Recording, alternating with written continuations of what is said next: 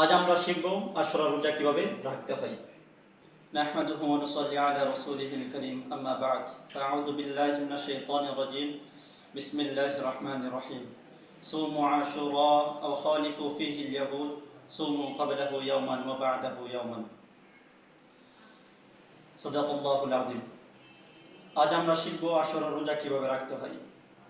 আশুরা আরবি শব্দ, আশারা থেকে আশুরা শব্দের উৎপত্তি। এর অর্থ হচ্ছে 10। আরবি সনের প্রথম মাস মুহররমের 10 তারিখকে পবিত্র আশুরা বলা হয়। 10 তারিখের রোজা, এটাই হচ্ছে আশুরার মূল রোজা। তো নবী করিম সাল্লাল্লাহু আলাইহি ওয়াসাল্লাম বলেছেন, সুমু আশুরা ওয়া খালিফু ফীহিল ইয়াহুদ, তোমরা আশুরা রোজা রাখো এবং ইহুদি যারা রয়েছে তাদের বিরুদ্ধাচারণ করো। অর্থাৎ সুমু ক্বাবলাহু ইয়াওমান ওয়া বা'দাহু ইয়াওমান, তোমরা এই আশুরা রোজা 10 তারিখের রোজার আগে একটি রোজা রাখো অথবা পরে একটি রোজা রাখো।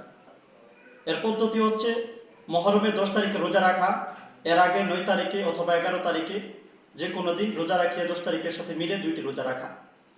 তো আমাদের এবার 2টি রোজা এভাবে রাখতে হবে। মুহররমের 10 তারিখ রোববার, 6 জুলাই একটি, আর একটি এর আগে মুহররমের 9 তারিখ শনিবার 5 জুলাই, অথবা পরের দিন মুহররমের 11 তারিখ সোমবার 7 জুলাই। যদি যে কোনো একদিন মুহররমের 10 তারিখের সাথে মিলিয়ে আমরা রোজা রাখি, আশা করা যায় আমাদের রোজা আল্লাহ তাআলার নিকট কবুল হবে।